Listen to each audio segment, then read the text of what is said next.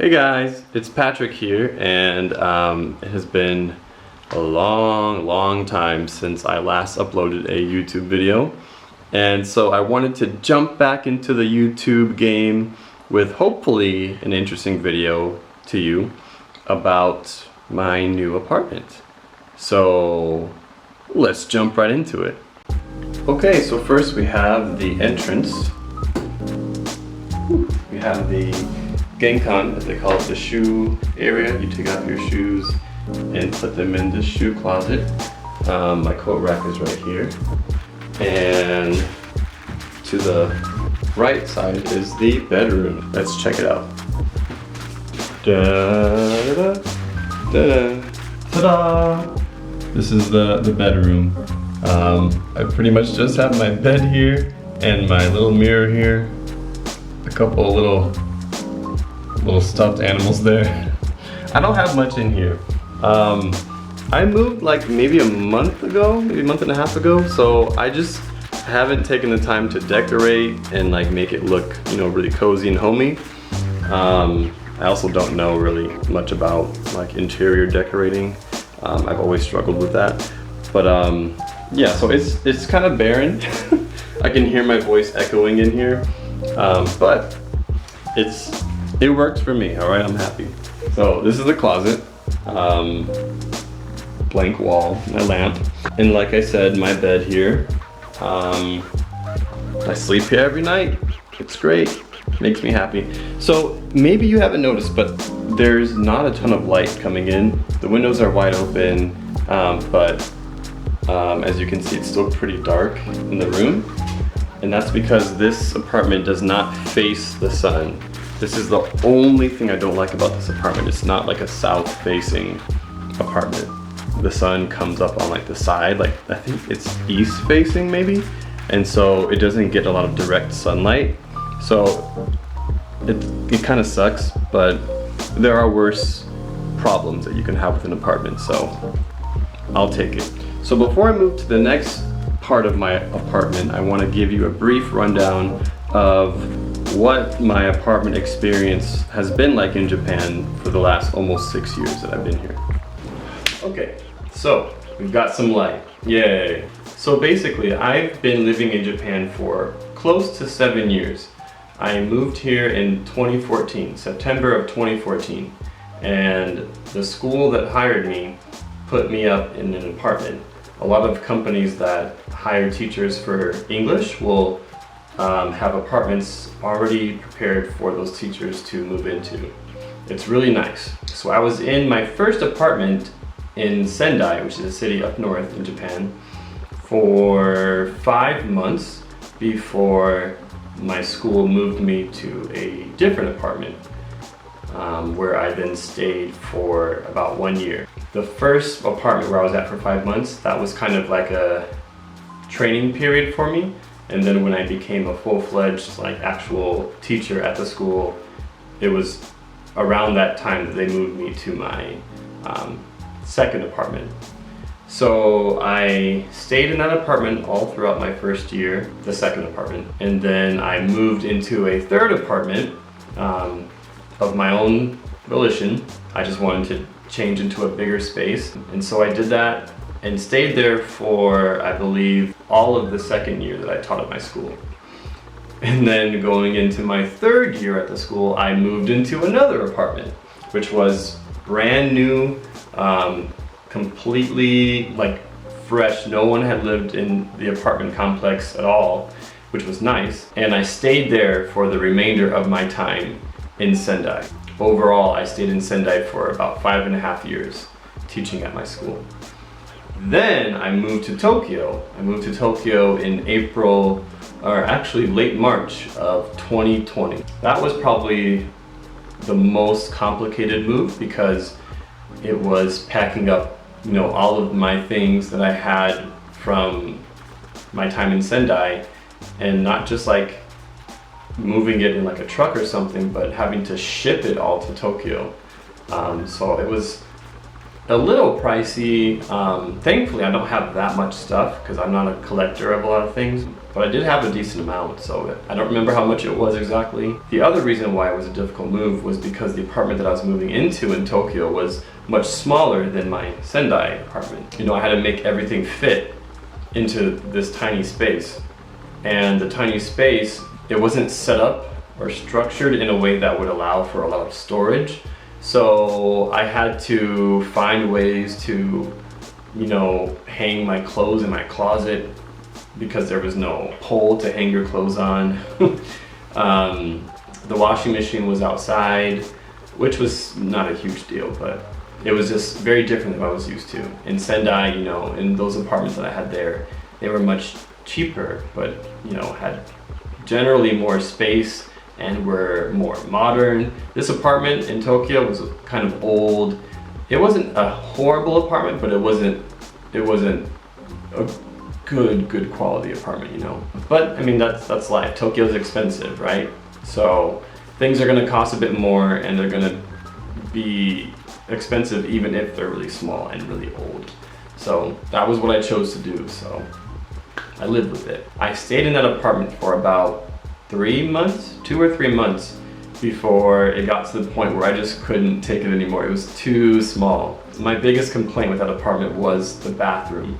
The bathroom was so tiny, and it had the toilet, the shower, and the sink all together in the same room, which is common for people like in the US where I'm from. You know, that's standard for bathrooms.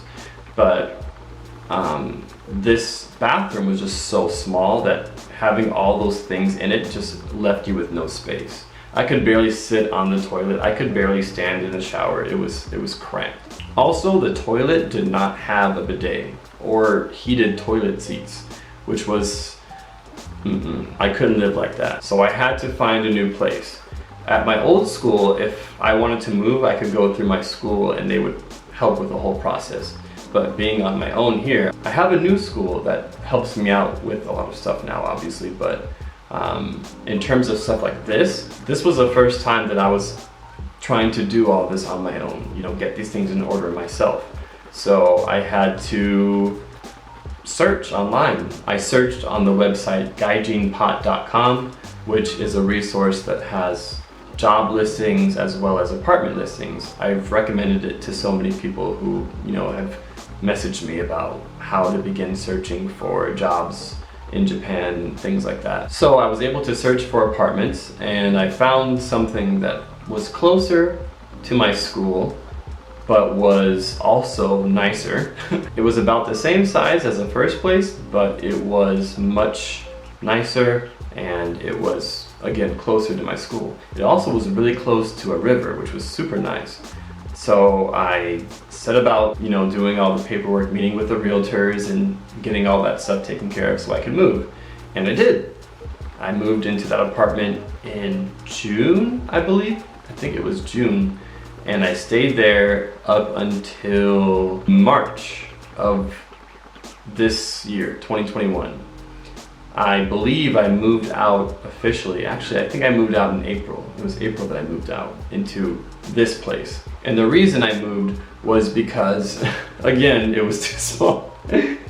This apartment is much bigger, so I don't think I'm gonna run into the issue of like complaining about the size and how small it is anytime soon, or ever. I don't plan to move again. I've moved too many times, but yeah, the old apartment, it was so small, and I just I couldn't fit all of the equipment that I have for like filming things, my ring light, my consoles, just all kinds of things. It was too small. So I wanted to get a bigger place. And so I went back to gaijinpot.com and searched for something, but it actually was really difficult this time around.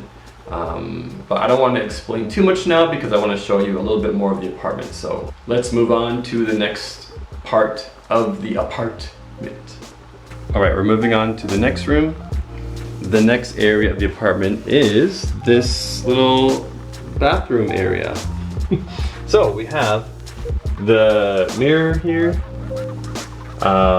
little storage area here, the mirror, which is, this really isn't that big of a deal. It's just a mirror, but this is a really big deal when you have lived in small apartments where they don't have a whole lot of storage, or even like big mirrors. This isn't a big mirror, but it's bigger than what I had. So it's got some storage here, which I don't really have a whole lot of stuff stored in, but that's okay.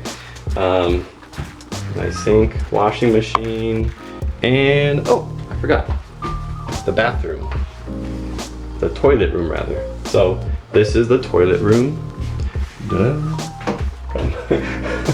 Again, I'm not good at like decorating stuff or just making stuff look nice, which I guess maybe is decorating, but yeah, it's kind of barren in here, but it's a toilet room. What do you need to, you know, put stuff in here for to make it look nice? It's just a room where you poop and pee. So we have, yeah, this.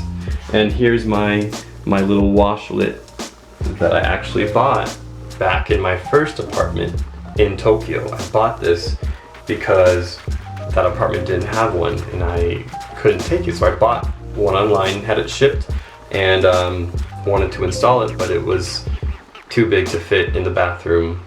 Plus there was no outlet for it to be plugged into because it's electric, and that bathroom didn't have an outlet for it to be plugged into, for the cord to be plugged into, so I just had to live without one.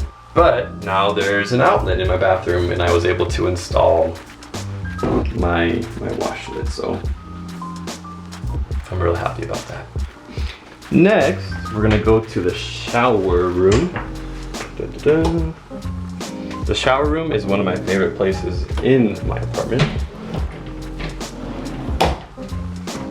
Yeah, it's so much bigger than what I'm used to. And all of my previous apartments, even the nice ones that I moved into in Sendai, the last apartment I had in Sendai was the nicest one. It was a brand new, freshly, newly built one. And it didn't have a shower room as nice as this. This is a nice shower. I'm not trying to brag, by the way. I realize now that comes off as like, this is such a nice shower. That's not what I'm trying to say. I'm just saying, like, be excited with me. Don't judge me. I mean, you can judge me, but I'm not trying to be uppity. Anyways, let me get comfortable in here and I'll explain a little bit more to you about this whole apartment stuff. Oh, also, this control panel for the shower and like the heat, the level of the heat for the water and stuff, it's a nightmare trying to figure out. I have to use Google Translate every time I use it, and even then I still just am kind of confused. But I think I've managed to kind of figure it out a bit. But it's a lot. It's a lot going on right there.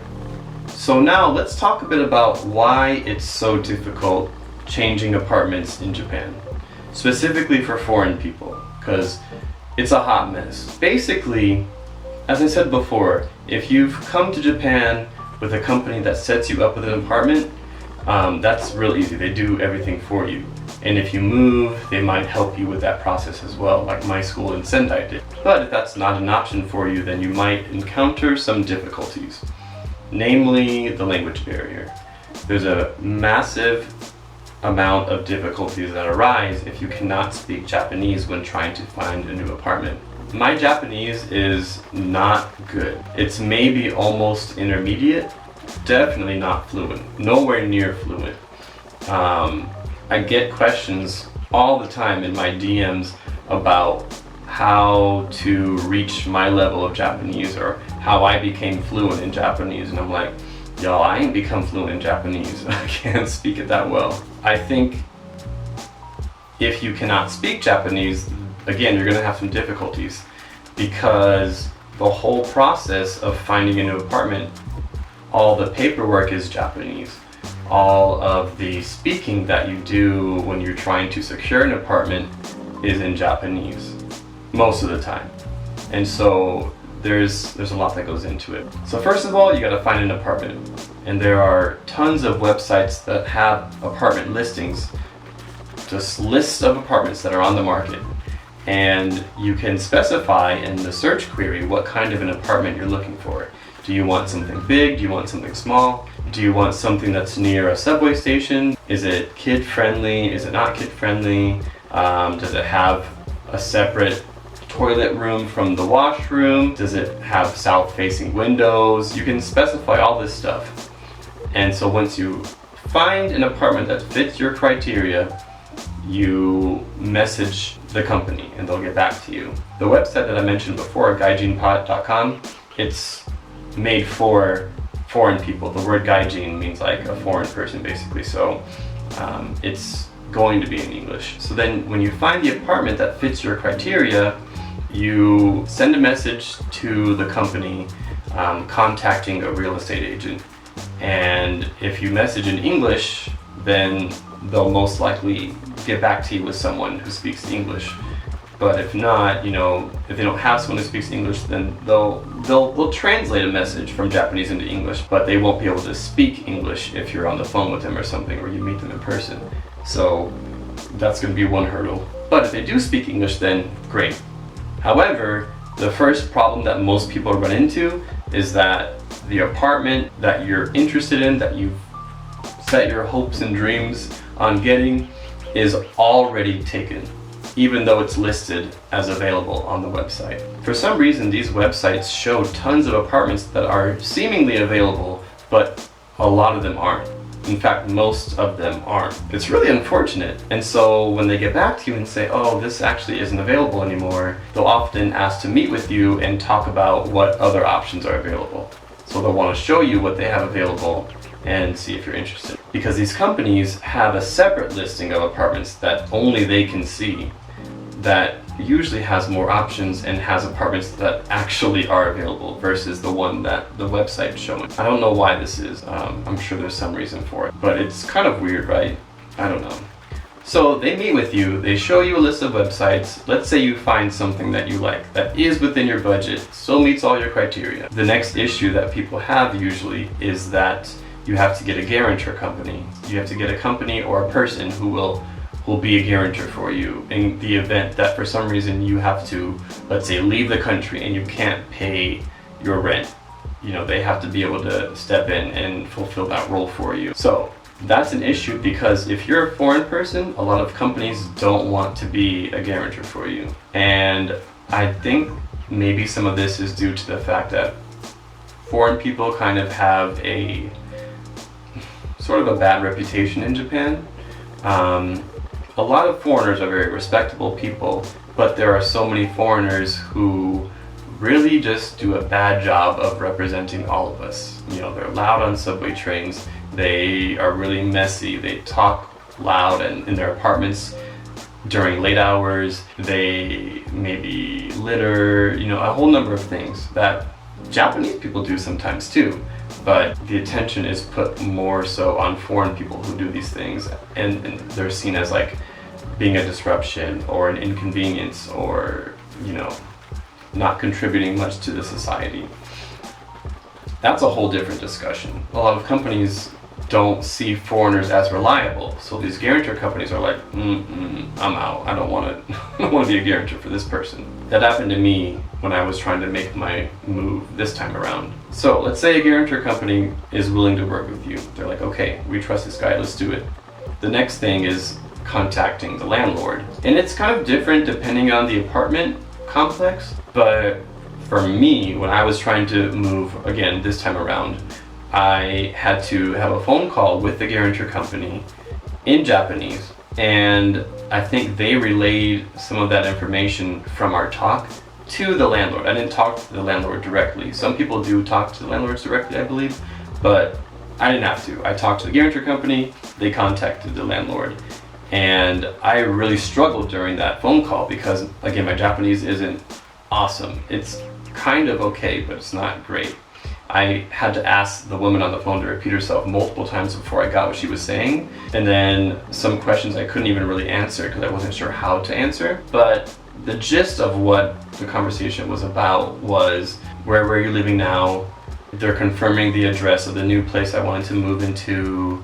They were asking how long I lived in Japan, how long I planned to live in Japan, different basic questions like that. In the end, I was feeling very not good about that phone call. It's like, I don't think this is gonna work out. Then a few days later, my boss, who was helping me with the whole situation, she received a phone call from the real estate agent who had talked to the landlord had told him that he did not want to have me rent the apartment. And this was simply because my Japanese was not good enough.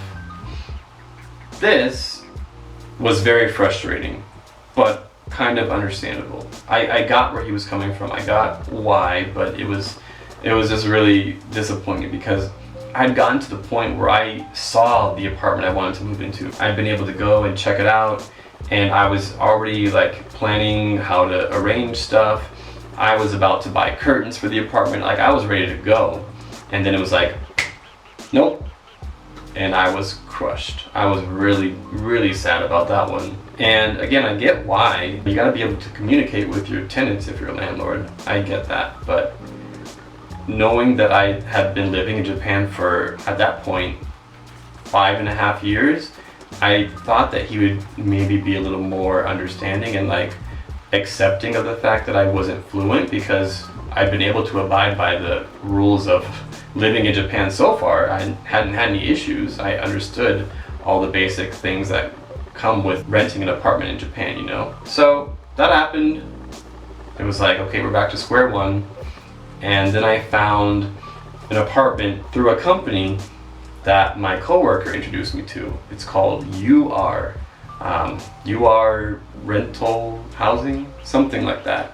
And this company doesn't require a guarantor company when they, are setting up a contract and everything. And they work with foreign people. Like, it doesn't matter if you can speak Japanese or not. They'll let you rent an apartment, no problem. And I had heard about them before, but I didn't see anything that was close to where I wanted to live and was cheap enough, because these apartments tend to be real expensive. So I decided to check the website one last time, just kind of as a last-ditch effort to find something. I had just lost that really nice apartment I was looking at, and I was like, okay, let me just check again, see what comes up. And I found an apartment that was not ridiculously priced, but was also nice. And it was in an area that I was comfortable with living in. It was much closer to my workplace than my previous apartment. So I said, okay, let me message and see if this is available. It wasn't, go figure. But the company messaged me back and said, hey, there's an apartment that's in the same building that you might be interested in, and it's the same price. I said, okay, yes, I want to check it out. And I did, and long story short, I got this apartment. And I was very happy. I still am happy. But it was definitely I want to say 4-month-long process, 3 or 4 month long process. I believe I started searching in January and didn't end up moving until April. So it was quite a process. When I moved from my first apartment in Tokyo to my second apartment, that took, I want to say 3 weeks, maybe a month.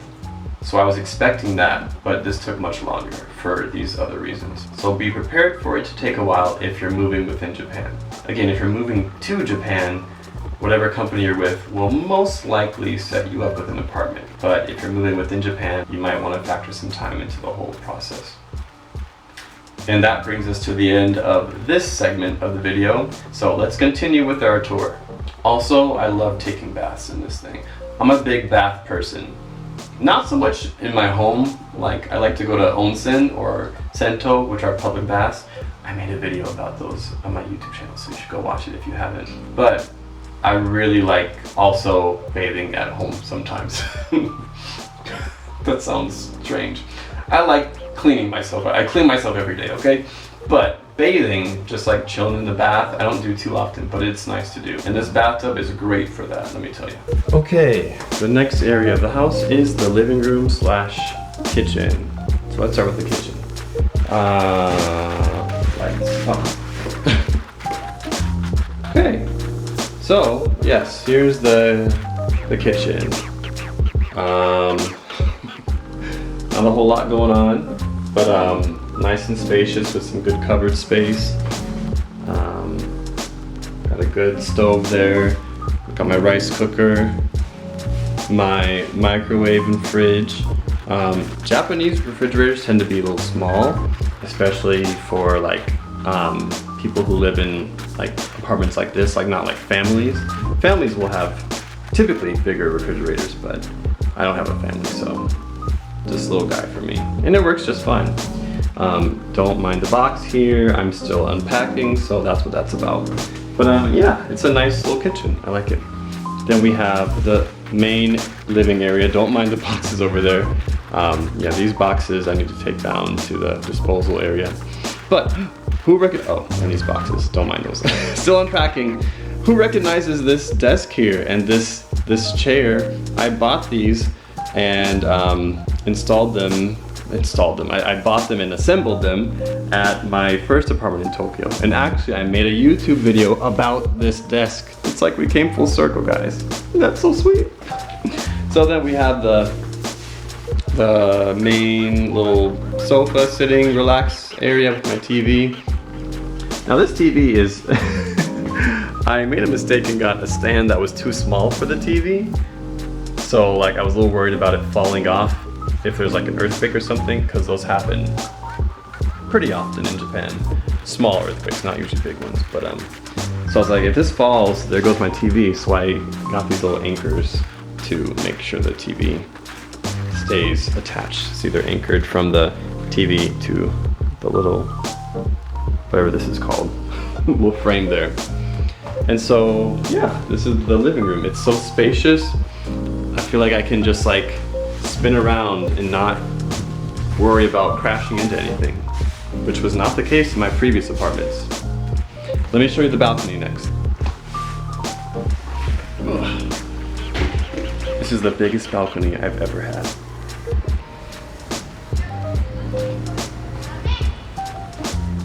Also, they're doing construction on my building, the whole complex actually. So there's like scaffolding and there's like kind of like, not tarp, but just kind of like curtain-ish material.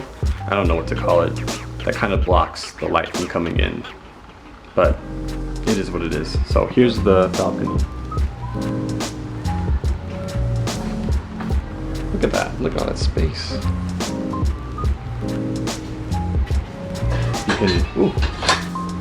You can hang your clothes here with your laundry pole. There's a park out here. Some children playing down there. All these apartments that have the black kind of curtainy material, they're part of my complex. So there's 1, 2, 3, 4 buildings in my complex. They're not supposed to finish the construction until like, I think it's October. That's when they finish, so we'll have this scaffolding for a while, but it's okay. Yeah, so that's that. So now I want to talk a little bit about the kinds of apartments that you can get in Japan, because there's a lot. There's a lot like anywhere in the world you go, but in Japan there are particular terms that you use for the apartments and their sizes. So let's discuss. Okay, so let's talk apartments and their sizes in Japan. And this is something that's all around the world, obviously. Apartments come in different shapes and sizes and have different labels probably, but in Japan, when you're working with a guarantor company or a landlord, you're searching online, whatever, you need to know what names are of different kinds of apartments here and how to navigate the search results. So let's talk about that. And this is information that you can easily find online if you just Google, but for the sake of the video, I'll briefly explain Japanese apartment sizes and types. So really small apartments in Japan are known as, I believe, 1K or 1R, one room I believe, 1R. R stands for room, K stands for kitchen, L stands for living room, and D stands for dining room. So you'll see an assortment of all these letters when you're searching apartments. So my apartment is a 1LDK. So it's got a living room, a dining room, and a kitchen. Some apartments are just 1DKs, so they don't have a big space that's classed as a living room, but they do have a kitchen and a like bedroom. don't mind the chimes going outside right now. It's 4:45, and so they usually have a little chime that goes around this time. It's basically like, I think it's kind of like kids go home kind of a thing. I'm not entirely sure, but anyways, most of the apartments that I've lived in Japan have been 1Ks. My apartment that was newly built in Sendai before I left to come to Tokyo, that one was, I believe, a 1DK, but everything else has pretty much been a 1K, really small. So getting a 1LDK was like a dream come true. It's so spacious and so nice. On top of that, you have another kind of classification for living spaces in Japan that aren't houses. You can have something called apato. Apato is like an apartment, but it's like maybe 2 or 3 floors. Just like maybe a line of like anywhere from like 2 to maybe 8 apartments on one floor, and then the next also the same number of apartments. Those are called just apartments, apato, apartments. Okay, my camera died, sorry. So you have apartments and you have mansions. Mansions are basically multi-floor apartment complexes. I live on the 9th floor in my complex, and they go all the way up to like really, really high numbers. That's a mansion. They also have a bit more reinforcement when it comes to the structure, so the walls are thicker. I don't hear neighbors anymore like I did in my previous apartments, which is nice. There's usually like a gate or like an entrance that you have to put a code in, or like hold up your key to a little key reader thing to let you into the apartment. So yeah, apartments, only a few levels. Mansions, way more levels, and they're usually a bit bigger. Often families live in mansions. There are like 3DK mansions, so like whole families can live in them. So yeah, you have apartments and mansions, and you also have 1DKs, 1LDKs, 2LDKs, 3LDKs, 1K, you know, all these different things. So now I'm gonna do a quick tour of the apartment, like a full, like straight on fluid tour, so you can just get the full feel and the full experience.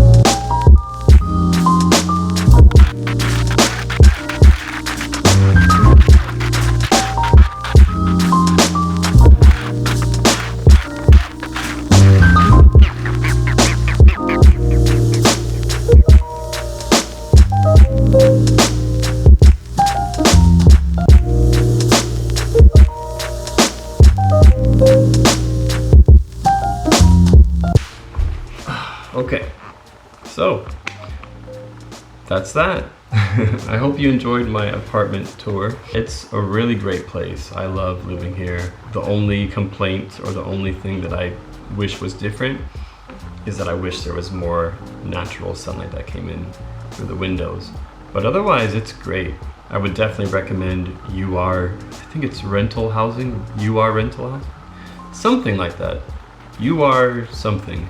The logo is like purplish blue sort of logo. Yeah, they were really, really helpful when it came to all the paperwork, getting things officially signed and sealed and blah, blah, blah.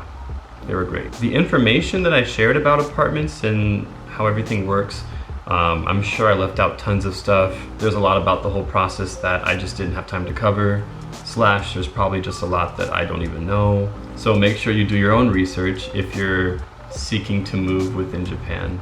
And if you have to go about this whole process moving into the country of Japan, that would be very difficult, but probably has happened before, so hopefully this can help you with that process a bit. And if no one was really helped by this, I hope it was at least interesting for you. So yeah, thanks for watching my video, and I hope to see you in the next one. Please subscribe I'm trying to get back into the YouTube game, so follow and like and comment, engage with me a bit, and let me know what you want to see. I can't guarantee that I will do all the different things that you comment. You know, I'll take requests, but I don't know that I will fulfill those requests. But I do want to know what you want to see, so please let me know. And that's that.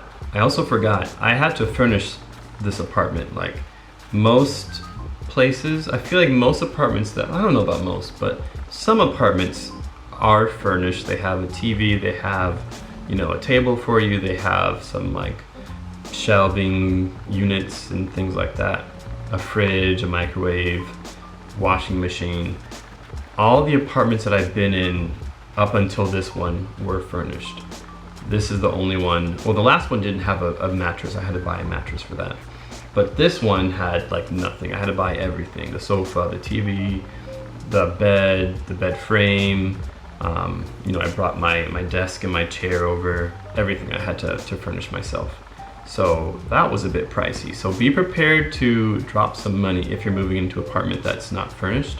But that's not specific to Japan. That's just in general. Like, people all over the world know that. There are apartments though in Japan that are furnished, which is great. If you, again, are coming into Japan with a company that's hiring you as an English teacher, that's like the most common way that people come into the country. Most likely the apartment is going to be furnished for you. So there's that. Thank you for watching again. I will see you all in the next one. Goodbye.